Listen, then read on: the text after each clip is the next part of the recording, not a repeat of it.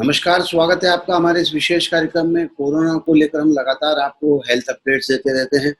तमाम सारे डॉक्टर्स से आपकी मुलाकात करवाते रहते हैं, लेकिन इस आज हम मुलाकात आपकी डॉक्टर राजेश कुकरेजा से करवाने जा रहे हैं, जो सेंट्रल इंडिया के जाने-माने डॉक्टर हैं। सेंट्रल इंडिया में यूरोलॉजी को लेकर अगर बात करें तो सबसे पहला नाम डॉक्टर राजेश कुकरेजा का आता है। डॉक्टर साहब, स्वागत है आपका हमारे इस कार्यक्रम में। Thank you Sunil ji, thank you very much. क्या लग रहा है सर, अभी तो मुझे लग रहा है थोड़ा-सा पेशेंट फ्लो कम होगा यूरोलॉजी के लिहाज से देखें। ओवरऑल ही सभी हॉस्पिटल्स में, ग्रीन हॉस्पिटल्स या जहाँ अन्य बीमारी ओवरऑल बहुत ही कम है। मतलब मैं कहूँ हार्डली 20% रहा है, क्योंकि एक डर बैठ गया है सब लोगों को। बिल्कुल डर लग गया है बीमारी से। क्या आमतौर पर आदमी अगर यूरोलॉजी की बात करें तो कई सारी समस्याएं उसे होती है। रुक रुक कर पेशाब आना, पेशाब में जलन होना, या फिर गर्मी की वजह से भी कई सारी समस्याएं होती है, तो उसको लेकर लोग आपसे बात कर रहे हैं। देखिए, जो इमरजेंसी पेशेंट्स जो आ पा रहे हैं वो तो आ ही रहे हैं। हम्म, कुछ प्रॉब्लम्स होती हैं जो हम वेट नहीं कर सकती हैं, जैसे कोई इन्फेक्शन हो गया किसी को, ज्यादा किसी को पथरी आके रास्ते में फंस गई, किसी का यूरिन बंद हो गया, भले वो प्रोस्टेट कारण हो या कोई भी कारण से हो, तो वो पेशेंट तो आ ही जाते हैं। कुछ पेशेंट्स हैं जिनको तकलीफ हो रही हो, जो नहीं आ पा रहे हैं, तो ऐसे टाइम पे ऑनलाइन टेली कंसल्टेशन बहुत पिकअप हो गया है। और वो अब मेडिकल काउंसिल ऑफ इंडिया और गवर्नमेंट ने भी उसको अप्रूवल दे दिया है, तो वो भी काफी हो रहा है। मतलब मैं रोजाना 1 या 2 पेशेंट टेली कंसल्टेशन करता ही हूँ, और उस पे हम लोग वीडियो कॉल भी करते हैं। जो पेशेंट को कंफर्टेबल हो, उसका इंटरनेट कनेक्शन होना चाहिए, तो वीडियो कॉल सबसे अच्छा रहता है, नहीं तो ऑडियो कॉल करते हैं। उस पे हम पेशेंट्स को प्रिस्क्रिप्शन बना के पूरा भेज भी देते हैं। अगर उन्होंने कुछ जांच कहीं कराई हुई हो, जैसे कोई पेशेंट मंदसौर का है, उसने कहीं वहां जांच कराई है, तो वो हमको बाय मेल या व्हाट्सएप भेज देता है। वो देख के फिर हम कॉल कर लेते हैं। तो बस अब, लेकिन अब काफी पेशेंट्स आना शुरू हो गए हैं। 2 महीने हो गए लॉकडाउन को, और अब तो गवर्नमेंट की तरफ से भी लॉकडाउन खोलने के इंडिकेशंस आ ही गए हैं। नॉर्मल पेशेंट्स जो कंप्लेन करता है वो किस तरह की होती है, मतलब जो आप फोन पर ही उसको कंसल्ट कर देते हो, इस तरह की समस्याएं क्या होती देखिए, फोन पर एक लिमिट होती है, फोन पर है? जो आप जी। कंसल्टेशन कर सकते हो उसकी एक लिमिट होती है। अब किसी को हल्का हल्का पेट में दर्द है और उसने सोनोग्राफी करवा ली है, अब सोनोग्राफी करवा के उसको मालूम पड़ा कि छोटा सा स्टोन है, लेटर से 4-5 मिलीमीटर का, तो 4-5 मिलीमीटर का स्टोन है, सोनोग्राफी कराई हुई है, तो वो मुझसे ऑनलाइन कंसल्टेशन कर सकता है, और मैं उसको दवाई लिख के भेज सकता हूँ कि भैया आप पानी ज्यादा पियो और ये दवाइयां लो, और फिर 15-20 दिन बाद मुझे आके बताओ। अगर इमरजेंसी चीजें होती हैं एनी टाइम, तो फिर आपको आना ही पड़ेगा कैसे भी करके, या तो आप आओ, और नहीं तो फिर जो भी आपका शहर हो या घर के आसपास नर्सिंग होम हो, वहां जाके डॉक्टर को दिखाओ और मेरे से बात करवा दो। तो वन ऑफ द 2 ऑप्शंस रहते हैं। काफी दवाइयां हम ऑनलाइन कंसल्टेशन में एडवाइस नहीं कर सकते हैं। ऑनलाइन कंसल्टेशन ज्यादा काम उनको आता है जो हमारे पुराने पेशेंट हैं, जिन्होंने मुझे 3-4 महीने पहले दिखाया हुआ है। अब मुझे उनका पूरा हिस्ट्री मालूम है, क्योंकि हम लोग पूरा हॉस्पिटल मैनेजमेंट सॉफ्टवेयर यूज करते हैं, तो हमारे पास पूरा डेटा सब पेशेंट्स का अवेलेबल रहता है ऑनलाइन। तो जिन्होंने मुझे पहले दिखाया हुआ है उनका पूरा डेटा मेरे पास ऑलरेडी अवेलेबल है, मेरे पास हॉस्पिटल में, तो उनको मैं बहुत इजीली ऑनलाइन कंसल्टेशन दे सकता हूँ। सर, कई बार पेशेंट्स को गर्मी की वजह से पेशाब में जलन होना या स्टोन है तो उसका दर्द उठता है, तो ऐसी स्थिति में क्या आप उसको फोन पर सलाह दे पाते हैं? फोन पे सलाह इतनी दे पाते हैं कि आप पानी भरपूर पिए, और सिट्रस का जो प्रमाण होता है, जैसे नींबू है, संतरा है, ये सब इंटेक ज्यादा करें। लेकिन अब किसी को ज्यादा दर्द है, किडनी में सूजन ज्यादा आ गई है या बड़ा स्टोन है, तो उनको आके दिखाना ही पड़ेगा। बट हाँ, इतना हो सकता है कि एक बेसिक पेन किलर लिख दिया, क्रोसिन ले लो, कि क्रोसिन एकदम सेफ रहता है, पैरासिटामोल ले लिया, वो एकदम सेफ है, तो ये हम एडवाइस कर सकते हैं। आमतौर पर स्टोन को लेकर काफी लोग परेशान होते हैं कि किडनी में अभी अभी तो गर्मियां है ना, गर्मियों में तो स्टोन बहुत ज्यादा होते हैं, क्योंकि डिहाइड्रेशन हो जाता है। जी, हाँ, बहुत ज्यादा होते हैं। किडनी में स्टोन है, यूरिनरी ट्रैक्ट में स्टोन है, तो और इस समय लॉकडाउन है, तो आपने उनको कैसे मैनेज करा है? देखिए, जिनका इमरजेंसी है, जैसे मैंने ऑपरेशन लॉकडाउन में भी करे हैं, जिनको इमरजेंसी है, स्टोन आके फंस गया और किडनी डैमेज हो रही है, तो इट्स इमरजेंसी। फिर आपको मेन लोगों को ये समझना है कि कोरोना होने से या कोविड होने से बाकी बीमारियां नहीं चली गई हैं। और आज गवर्नमेंट कोरोना पे या all over the world WHO corona पे क्यों ध्यान दे रहा है, क्योंकि ये नई डिसीज है, ये नई बीमारी है, नया वायरस है, जिसकी किसी को इम्यूनिटी नहीं है, और हमको भी कुछ पता नहीं है इसके बारे में। 6 महीने पहले तो ये बीमारी का नाम भी नहीं मालूम था किसी को, और आज अचानक 6 महीने में अपन देख रहे हैं इतने। लेकिन फिर भी इंडिया में जो परसेंटेज ऑफ पीपल अफेक्ट हो रहे हैं वो बहुत लो है वर्ल्ड के हिसाब से। अब हम सिर्फ पेपर में मात्राएं पढ़ते हैं, आज 5,000 केस आए, उससे नहीं डरे। 5,000 कितने में से 130 करोड़ पॉपुलेशन है इंडिया की। जी और जैसे इंदौर को मान के चले आप, इंदौर में एक मेरे ख्याल से पॉपुलेशन सेंसस से 30 to 35 लाख की पॉपुलेशन जी है इंदौर शहर की। तो उसमें अगर अपने कभी 100, कभी 125, कभी 75 केस आते हैं तो उसमें कोई चिंता नहीं करना है, ये बहुत नॉमिनल फिगर है। और दूसरा अपने को ये भी ध्यान रखना है कि 80% पेशेंट्स को तकलीफ ही नहीं होती है और without any problem easily recover हो जाते हैं। तो एक्चुअली पेशेंट्स में फोबिया ज्यादा हो गया, डर ज्यादा बैठ गया बीमारी का। तो डर हटाएं, हेल्थी लाइफ जिए। ये बीमारी 2 साल बाद एक सामान्य बीमारी की तरह रह जाएगी। डरे नहीं, जो हम देख रहे हैं पेशेंट्स डर के मारे निकल नहीं रहे हैं, तो डरे नहीं बीमारी से, बीमारी का ट्रीटमेंट बिल्कुल पॉसिबल है। आमतौर पर डॉक्टर साहब ऐसा जो सुनने में आता है लगातार, और कुछ पेशेंट्स के जो केसेस बिगड़े हैं उसके पीछे कारण उनकी इम्यूनिटी कमजोर होना। दूसरा, शुगर, ब्लड प्रेशर या हार्ट की डिसीज वाले पेशेंट्स के साथ ये प्रॉब्लम ज्यादा हुई है, वो जी उनकी मौत भी ज्यादा हुई है, उनको दिक्कत का भी ज्यादा सामना। करेक्ट। हाँ तो यूरिन की जो प्रॉब्लम जिनको होती है, जिनको स्टोन है या यूटीआई है या यूरिन रिलेटेड अन्य बीमारियां हैं, क्या उनको इस तरह का तो कोई खतरा नहीं है? देखिए, जिनको यूरिन की प्रॉब्लम है उनको इससे कोई खतरा नहीं है। ये मैं एकदम क्लियर कर दूं कि जितने भी सैंपल्स अभी तक all over the world check हुए हैं, यूरिन में कोरोना पाया ही नहीं गया है। तो urine is not a source of transmission of corona virus. Corona basically जाता है सिर्फ ब्लड ड्रॉपलेट से, और दूसरा कोरोना जाता है टट्टी की जगह से, फीकल मैटर, पॉटी में। बट यूरिन में कोरोना बिल्कुल भी नहीं है। इवन ब्लड में कोरोना हार्डली 3% लोगों में पाया गया है, 3% ऑफ द इन्फेक्टेड पेशेंट। और यूरिन तो बिल्कुल भी नहीं है, तो यूरिन उस पॉइंट ऑफ व्यू से कोई रिलेशन नहीं है। लेकिन ये जो आपने बताया डायबिटीज, ये तो कॉमन है अन्य बीमारी के लिए भी। अगर आप डायबिटिक हैं, अनकंट्रोल डायबिटिक हैं, आपको हार्ट में बहुत दिक्कत है, ओल्ड एज है, तो आपकी ओवरऑल इम्यूनिटी बाकी बीमारियों के लिए भी कम हो जाती है। तो इसके लिए जरूरी है आप कुछ ना कुछ एक्सरसाइज करते रहें, शुगर कंट्रोल रखें।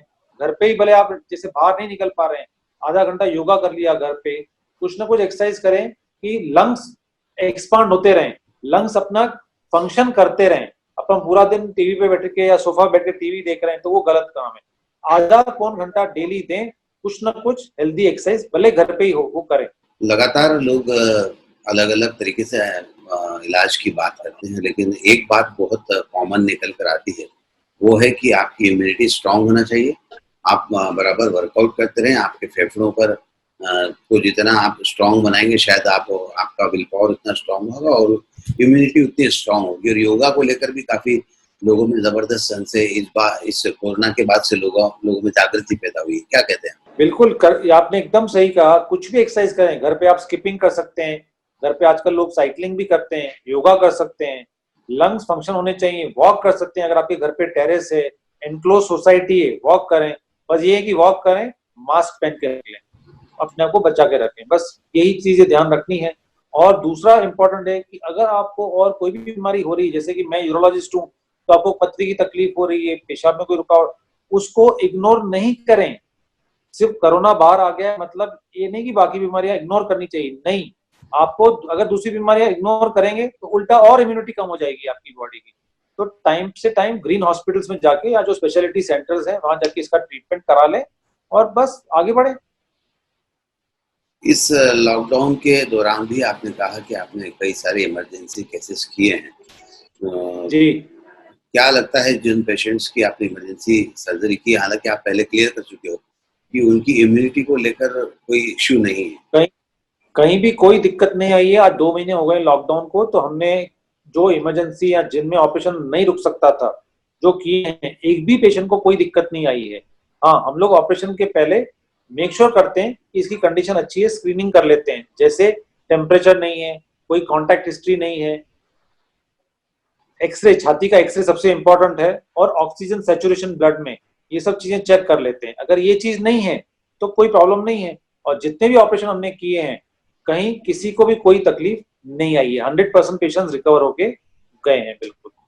यूटीआई को लेकर क्या कहना है डॉक्टर साहब? यूटीआई काफी मात्रा में पेशेंट्स में होता है और उससे दिक्कतों का सामना करना पड़ता है, उसको लेकर क्या कहते हैं? यूटीआई जी, यूटीआई के। यूटीआई मतलब पेशाब में इन्फेक्शन, और गर्मियों के मौसम में और ह्यूमिडिटी के मौसम में यूटीआई बहुत कॉमन हो जाता है। तो अभी जरूरी है कि आम आदमी को लिक्विड इंटेक बढ़ा देना चाहिए और फ्रूट्स का इंटेक बढ़ा देना चाहिए। फ्रूट्स क्यों बढ़ाना चाहिए? क्योंकि फ्रूट्स में बेसिकली वाटर कंटेंट बहुत ज्यादा होता है, प्लस फाइबर ज्यादा होते हैं। एंड बेसिकली फ्रूट्स और हरी सब्जियां, जो पत्ते वाली सब्जियां होती हैं, और फलों, इनको हम बोलते हैं साइंटिफिक टर्म्स में alkaline foods. Alkaline foods body की इम्यूनिटी को भी इंप्रूव करता है, ओवरऑल इन्फेक्शन से आपको ठीक करने में मदद करता है। तो अभी आप पानी का प्रमाण ज्यादा करें, दिन में कम से कम 12 से 15 ग्लास, मतलब 3.5 से 4 लीटर लिक्विड लें। फल का इंटेक ज्यादा करें, हरी सब्जियों का इंटेक ज्यादा करें। ये ध्यान रखेंगे तो इन्फेक्शन होने के चांसेस कम हो जाएंगे। और इन्फेक्शन के कुछ कारण होते हैं, जैसे किसी को पथरी के कारण इन्फेक्शन हो गया है, तो उसको तो खैर पथरी का ट्रीटमेंट कराना ही पड़ेगा। पथरी को लेकर भी काफी भ्रांतियां हैं। लोगों का मानना है कि बोरिंग का पानी पीने से पथरी होती है, कैल्शियम की मात्रा ज्यादा होती है इसलिए पथरी होती है, ऐसा कोई? नहीं, ये सब वहम है। पानी आपको बस फिल्टर्ड पानी होना चाहिए, एक्वागार्ड का पानी हो, आरओ सबसे अच्छा है, आरओ नहीं हो तो एक्वागार्ड हो। पानी अच्छे से पिए। सिट्रस सिट्रस एक ऐसी चीज है जो पथरी बनने से बचाती है काफी हद तक। तो सिट्रस के दो सबसे इंपॉर्टेंट सोर्सेज होते हैं, एक नींबू और एक ऑरेंजेस। तो साइट्रस फ्रूट बोलते हैं, वो ज्यादा लें। सब खाना पीना खाएं, आपके कोई भी खाने पीने की चीजों से पथरी का संबंध नहीं है। दूध 1 कप अवश्य डेली पिए। इनफैक्ट साइंटिफिक स्टडीज में ये बताया गया है कि जो लोग कैल्शियम नहीं लेते हैं, उनमें पथरी बनने के चांसेस ज्यादा हो जाते हैं। तो एक नॉर्मल कैल्शियम मतलब 200 से 250 ml दूध डेली इनटेक जरूरी है बॉडी की हड्डियों के लिए, हार्ट के फंक्शनिंग के लिए। तो दूध लें, सारी सब्जियां खाएं, फल ज्यादा खाएं। जिस चीज पे ध्यान रखना होता है वो होता है एनिमल प्रोटीन को बहुत ज्यादा अवॉइड करें, वो अपने वैसे भी नॉर्मल कल्चर में नहीं है इतना।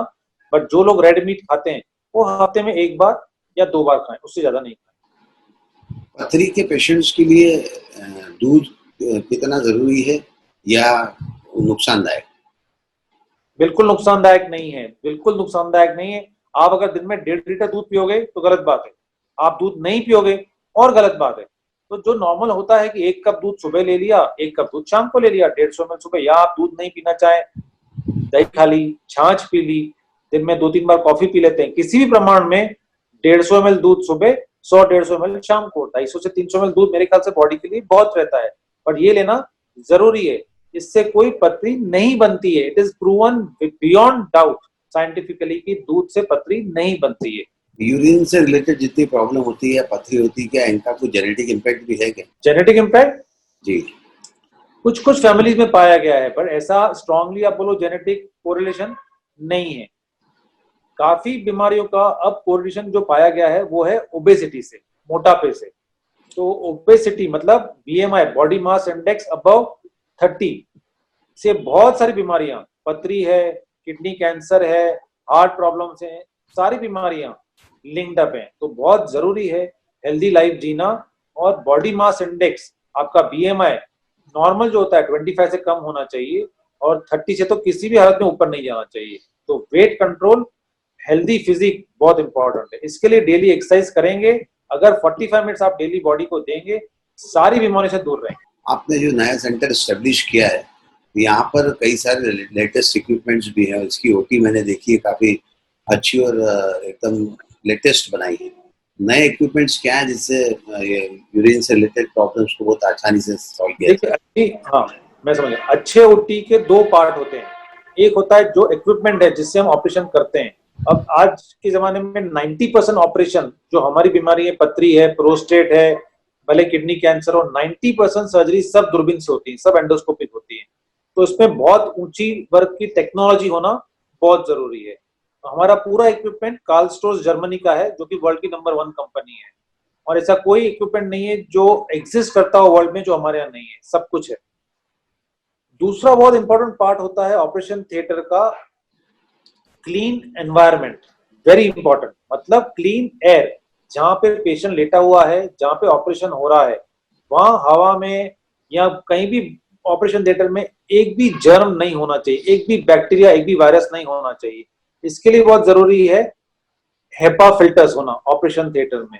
हेपा फिल्टर क्या करते हैं, 99.99% सारे बैक्टीरिया, सारे वायरस को फिल्टर करके हवा अंदर ओटी में डालता है। इसमें कोरोना वायरस इंक्लूडेड है। मतलब अगर मेरे ऑपरेशन थिएटर में हेपा फिल्टर लगा हुआ है और हेपा फिल्टर के थ्रू एयर एक्सचेंजेस होते हैं, मतलब 20 बार प्रति घंटा ऑपरेशन थिएटर की पूरी हवा रिसाइकल होती है, चेंज होती है 20 बार प्रति घंटे, तो फिल्टर होके आती है, मतलब हर 3 मिनट में एक बार। और हेपा फिल्टर है तो 99.99% of all bacteria and virus including corona सब फिल्टर आउट हो जाते हैं और खत्म हो जाते हैं। इसके अलावा ऑपरेशन थिएटर में सेकंड मोस्ट इंपॉर्टेंट है टेम्परेचर और ह्यूमिडिटी। तो टेम्परेचर को बहुत पेशेंट्स कंप्लेन करते हैं सर ओटी में बहुत ठंड लगती है, वो ठंड रहना जरूरी होती है क्योंकि अच्छे ऑपरेशन थिएटर में टेम्परेचर बिटवीन 20 एंड 25 डिग्री होना चाहिए। और दूसरा बहुत इंपॉर्टेंट ह्यूमिडिटी, मतलब ह्यूमिडिटी होनी चाहिए बिटवीन 40 एंड 60।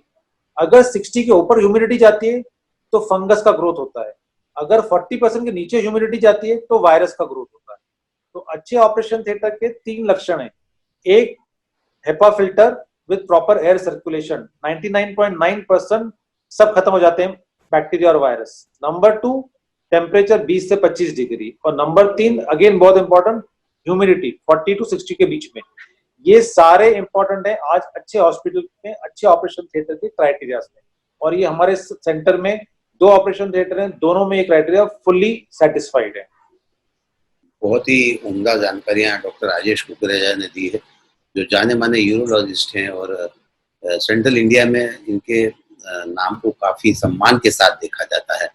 उनका ये भी मानना है कि यूरिन का प्रॉब्लम जिनको हो उनको कोरोना वायरस हो ऐसा ज़रूरी नहीं है, या उसका बैड इम्पैक्ट नहीं है, या उससे उसकी इम्यूनिटी कम हो ऐसा ज़रूरी नहीं है। बहरहाल डॉक्टर कुकरेजा, आप हमसे बातचीत की बहुत बहुत शुक्रिया। Thank you Sunil ji, thank you very much. इस कार्यक्रम में बस इतना ही। सुनील जोशी को दीजिए इजाजत। नमस्कार।